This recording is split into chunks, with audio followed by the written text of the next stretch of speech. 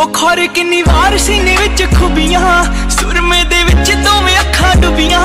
किन्नी सोहनी लगे जदों चुप कर जे, जांदी जांदी शामां नूं भी धुप कर। साडे उत्ते इक एहसान करो जी, दिल अपने नूं साडे नाम करो जी। ना एवें बहुता सानू परेशान करो जी, जद्दी मर्जी थोड़े ते तुसीं मान करो जी। रुत्तां नशे दियां आईयां, जदों नजरां मिलाइयां, ओ तीर नजरां दा सीने विच पार हो गया। तेरे नाल प्यार ढूंढो जहां में चाहे कहीं, न तुमको मिलेगी कोई ऐसी girl। देख लख लख परदेसी girl, ain't nobody like my देसी girl।